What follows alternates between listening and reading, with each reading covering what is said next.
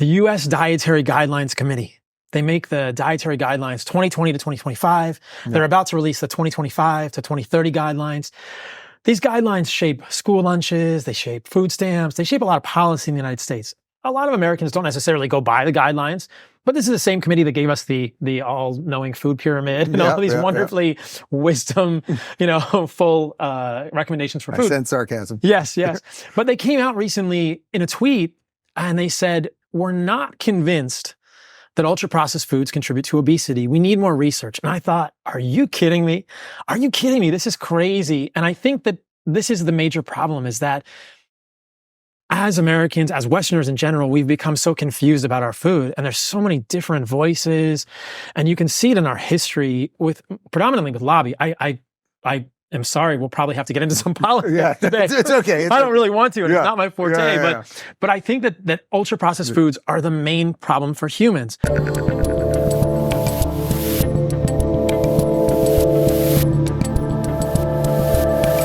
Joining me today is a double board-certified physician, an animal-based diet advocate, and author of The Carnivore Code, Unlocking the Secrets to Optimal Health by Returning to Our Ancestral Diet, Dr. Paul Saladino. I am glad to have you in studio. Thanks for having me. It's great to be here. So we only met a minute ago, and already we've figured out that our birthdays are within days of each other. I've got 1 year on you. I'm going to be 48 in 2 days. You're going to be 47 in how many days? 3, 4, 5? 5 days. My birthday is the 29th of June. 29th, and I'm 26. So we have 1 year and 3 days between us.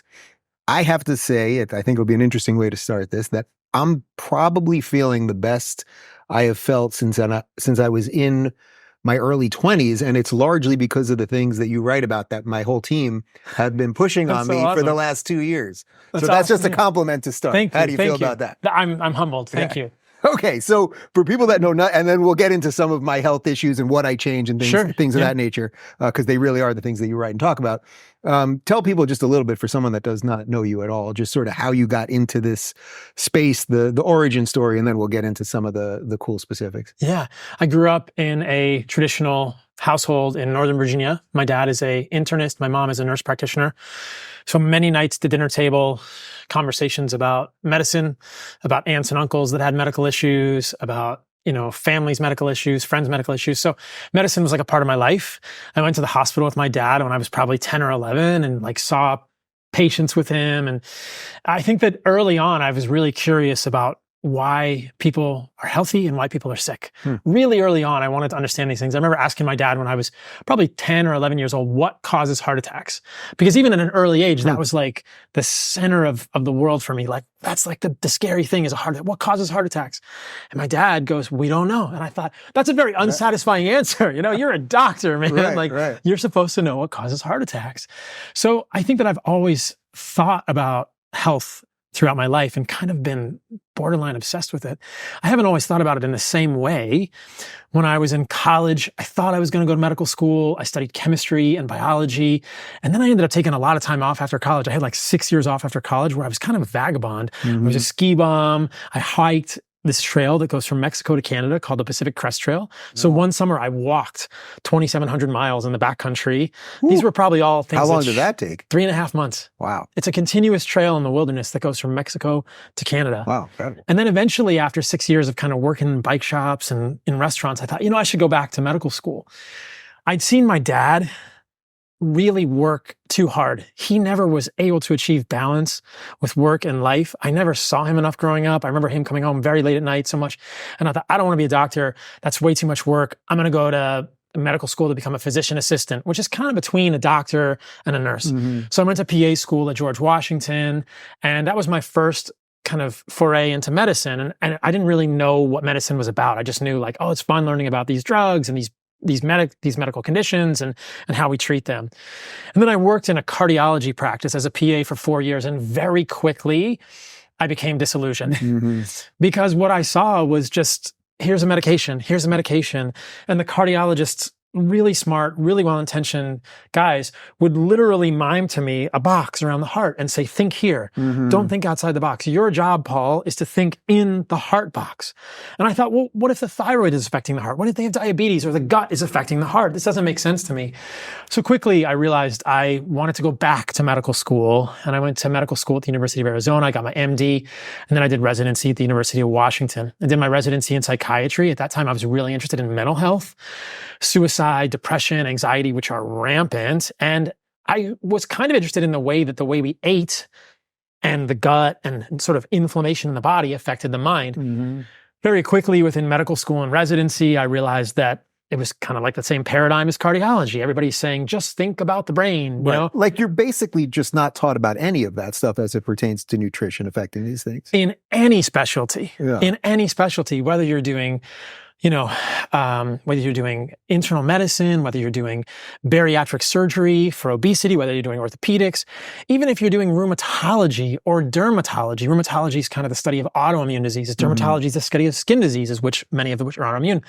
Things that clearly are related to the diet, potentially, or if you do gastroenterology, it's your gut. It's where all the food you eat goes. Right. You think maybe? There's no discussion of nutrition or very little discussion of nutrition. So I quickly realized in my residency that, again, this wasn't quite what I'd hoped for, and started thinking more broadly. And what I realized, the more I began to do my own research and think about things from the medical sphere with my training, was, oh, wow, the things that cause psychiatric illness are probably the same things that cause autoimmune illness of the skin or thyroid or gut, or could the same things that affect depression and anxiety, meaning our diet and our lifestyle, also be causing heart disease and atherosclerosis or even osteoarthritis or inflammatory arthropathies? And that was really the way that I have thought about things ever since, that there is a lot of complexity in medicine. Western medicine likes to create, I think it's over 10,000 diagnoses now. Wow. We like to sort of think of ourselves, and look, doctors are incredibly intelligent human men and women.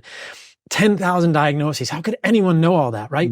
But when I think about it, I think, no, there's probably only a few things. It's like 3 or 4 things that really affect most humans, and most of them are correctable. And then they manifest differently in you versus me versus someone else. And so this is an overcomplication of what makes us sick, and who knows why it's happening. We can talk about that. But yeah, well, I love that intro, because I try, even when I'm doing the political version of my show, and I'm very happy not to be doing politics today, actually, and doing this, is that I try to take sort of complex political things and make them as simple as possible for people. And I see that that's what you're clearly doing with the diet. So what was sort of the first thing when you started looking at medicine differently? What was the first thing that you saw in people's diets that you're like, this is really out of whack and could be one of those 4 things that's leading to all the other things? So I think that the biggest thing for humans today is ultra-processed food. And I'm not the first to say that. Many have gone before me and said that.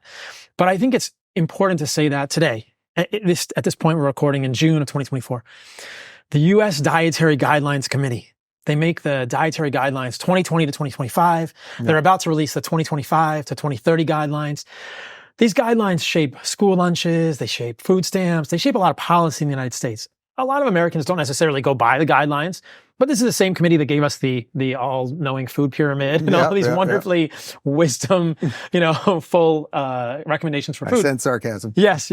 But they came out recently in a tweet and they said, we're not convinced that ultra-processed foods contribute to obesity. We need more research. And I thought, are you kidding me? Are you kidding me? This is crazy. And I think that this is the major problem, is that as Americans, as Westerners in general, we've become so confused about our food, and there's so many different voices, and you can see it in our history predominantly with lobby. I am sorry, we'll probably have to get into some politics today. It's okay. I don't really want to, and it's not my forte, but I think that ultra-processed foods are the main problem for humans.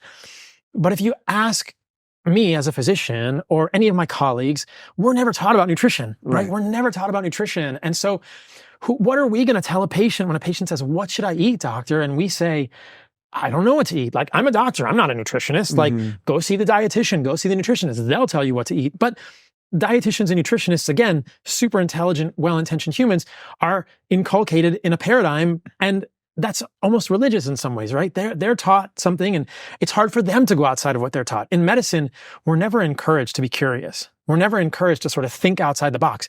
That you can get sued for that, man. Right. Like, Yeah. you can't go outside the box. Like, you are given a set of rules, and your performance as a doctor has to do with how well you follow those rules. Right. And after a couple of years of COVID, I mean, look at what happened to many doctors and scientists who questioned a lot of the stuff that became mainstream orthodoxy. So when you talk about ultra processed foods, let's just really kind of like take it to the base level. You're basically talking about pretty much all of the box stuff that's in our grocery store. Anything in the center of the grocery store, most groceries, anything in the center of most grocery stores.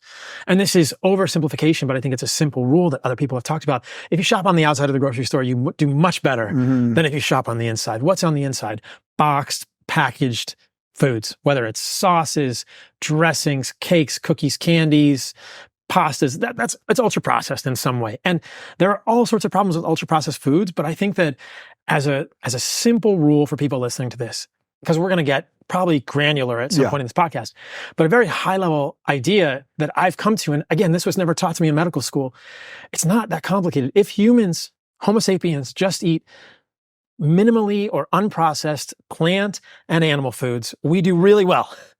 Yeah. And the more of the processed or ultra processed foods we eat, the less well we do. End of story. So all of this, whether we're talking about a carnivore diet or an animal-based diet or certain specific foods, like that's very granular. The first level is like, just understand, and we can talk about this, that when you're thinking about calories, I strongly believe that not all calories are created equally.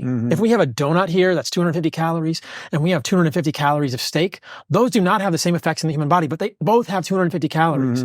So a lot of doctors might look at this and say, well, they're both 250 calories. So if you want to lose weight, you can either eat 250 calories of a donut or 250 calories of a steak. But you and I both know intuitively that if you eat the steak, you're going to feel differently than the donut, but they have the same calories, Dave. And so this is, I think, where this tweet from the U.S. Dietary Guidelines Committee starts to kind of set my alarm bells off and make me think there's something going on here that's not copacetic. Because it's like, if Westerners are led to believe that all I have to do is limit calories and I don't have to think about food quality, we're doomed. Right. So is that the crazy part, that we basically had like 50 or 60 years of being pushed processed foods, and there's all sorts of reasons for that. And I don't think they were all nefarious necessarily, but TB dinners came in and all the rest of it. I remember it. And then basically what we've seen is now obesity rates go through the roof, and then a whole bunch of doctors go on TV and say cut calories, and then people are looking at your steak donut comparison being like, oh, they're both the same calorie. And that's Weight Watchers, programs that only restrict calories, or Ozempic, right? Here's your answer now. And the problem with ultra processed foods, and this is where Ozempic comes in, is that I think there's ample evidence now, and this is why I think the U.S. Dietary Guidelines Committee is just, they're cowards. There's ample evidence that they make us hungrier.